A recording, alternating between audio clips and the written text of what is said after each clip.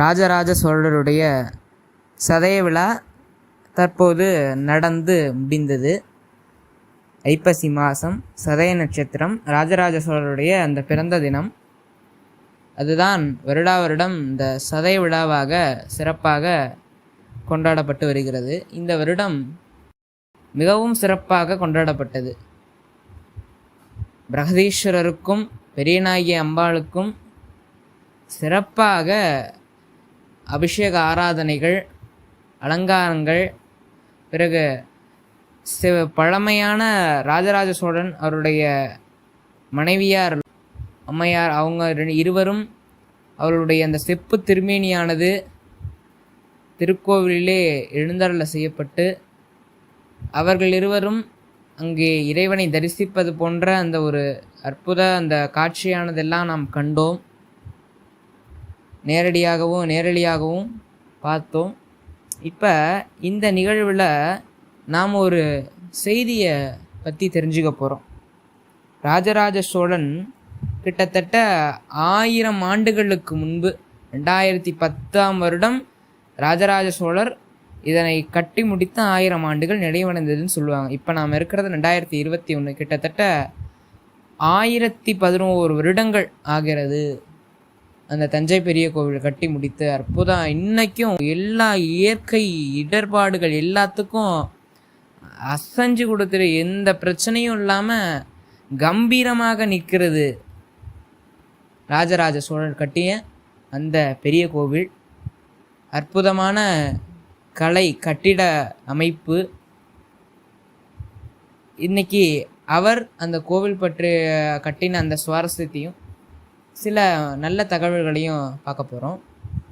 அந்த கோவிலை கட்டி முடிச்சிட்டார் ராஜராஜ சோழர். அதை கட்டி முடிச்சிட்டார். இப்போ தான் என்ன நினைக்குதுன்னா, ராஜராஜ சோழனுக்கு அந்த கோவிலை எவ்வளோ பெரிய அற்புதமான அந்த கோவில், அந்த கட்டி முடித்ததை விட இந்த நிகழ்வு தான் அவருக்கு ரொம்ப சந்தோஷமாக இருந்துச்சான். கட்டி முடித்து கும்பாபிஷேகம்லாம் பண்ணிட்டார். இப்போ என்ன நடக்குதுன்னா, ராஜராஜ சோழன் தினமும் அந்த கோவிலுக்கு வர்றார். ஒரு எக்ஸிக்யூட்டிவ் ஆஃபீஸர் மாதிரி தினமும் கண்காணிக்கிறார். ஏன்னா வேலையெல்லாம் ஒழுங்காக நடக்குதா அப்படிங்கிறதுக்காக. என்ன வேலையெல்லாம் ஒழுங்காக நடக்குதுன்னா, அந்த கோவிலானது இறை வழிபாடு என்பது ஒரு முக்கிய நோக்கமாக இருந்தாலும் அது மட்டும் இல்லாமல் கலையை மீட்டெடுப்பதற்கும் ஆடல் பாடல் நிகழ்ச்சிகள், மருத்துவம், அந்த மக்கள் எல்லாம் துன்பப்படுகின்ற சில இயற்கை இடர்பாடுகள் நேரத்தில் மக்கள் தங்கும் இடமாகவும் தானியங்கள் சேமித்து வைப்பதற்காகவும் எல்லா ஃபெசிலிட்டிஸும் ராஜராஜ சோழன் செய்து கொடுத்திருந்தார். இப்படி ராஜராஜ சோழன் பார்க்குறார். போய் பார்க்கும்போது எல்லாரும் நெய்யில தீபம் ஏற்றிக்கிட்டு இருக்காங்க. அப்போ பார்க்குறார், என்ன செல்வந்தர்கள் மட்டும் வராங்க, ஏழைகளும் வரமாட்டுறாங்களேன்னு. கோவில் என்பது எல்லோருக்குமானது.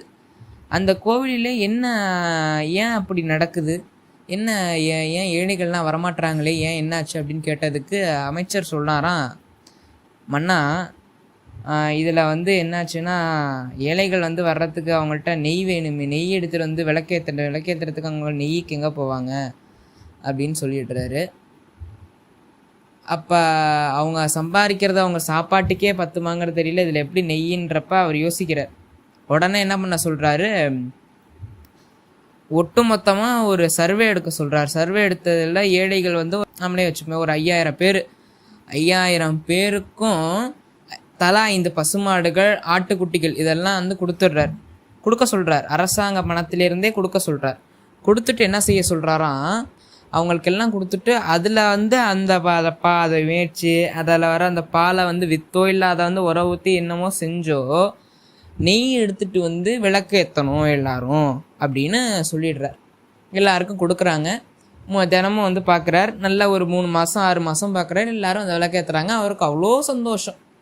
ஏன்னா அவர் என்ன நினைக்கிறாருன்னா, ராஜராஜ சோழன், நீங்கள் நான் தப்பாக நினச்சிக்க வேணாம், நேர்கள் நீங்கள் கேட்குறீங்க, ராஜராஜ சோழன் அப்படி நினச்சதுக்கான காரணம், இறைவனுடைய அந்த வழிபாட்டில் தன்னுடைய பங்கு அந்த கோயிலை கட்டி முடிச்சிட்டான்.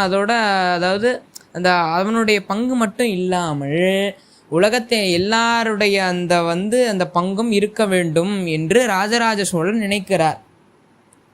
அப்போ என்ன ஆகும், எல்லாரும் விளக்கேற்றினார்கள் என்று சொன்னால், அவர்கள் விளக்கேற்றினார் சொன்னால் அவர்களுடைய அந்த தீபம் எரிகின்றதனை போல இறைவன் மகிழ்ந்தால் இவர்களுடைய வாழ்வும் தீபம் ஒளி வீசுகின்றதை போல இவர்களுடைய வாழ்விலும் ஒளி வீசும் என்கின்ற நல்ல எண்ணத்தில் என்ன செய்கிறாரு ராஜராஜ சோழர் அப்பேற்பட்ட அந்த திட்டத்தை கொண்டு வர்றாரு. இல்லை, அதனால தான் அவருடைய அந்த கல்லிலே பதிச்சார். என்ன பதிச்சார்னா, தான் கொடுத்ததும் தன் தக்கான் கொடுத்ததும் தன் பெண்டுகள் கொடுத்ததும் கொடுப்பார் கொடுத்ததும் இக்கல்லிலே வெட்டி அருள்க அப்படின்னு ராஜராஜ சோழன் தஞ்சை பெருவுடையார் அந்த கல்வெட்டிலே சொல்லியிருப்பதாக அந்த நமக்கு அந்த பாட புத்தகங்களெல்லாம் வந்திருக்காது.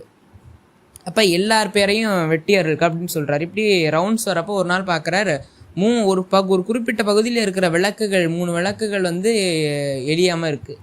என்ன இதை விசாரிக்கணும் அப்படின்னு கேட்டோன்னா, இந்த விளக்குக்கு உரிமையானவன் யார் அப்படின்னு கேட்ட உடனே சொல்கிறாங்க, எவத்தூர் மாராயணன் அப்படின்னு அவர் தான் காரணம். அது ஏன் எரியல, அப்படியா நேரடியாக அந்த ரதத்தை அவருடைய வீட்டிற்கு செலுத்துங்கள் அப்படின்னு ஆணையிட்டார் மன்னர். வீட்டுக்கு போய் பார்த்தா ஒரு பெண் தன்னுடைய கையிலே குழந்தையை வைத்து கொண்டு அழுகிறார். அழுது கொண்ட குரல் உள்ளே பார்க்குற திடீர்னு என்ன பண்ணிடுறார், ராஜாவே உள்ளே வந்துடுறார். அவங்களுக்கு ஷாக்கிங்.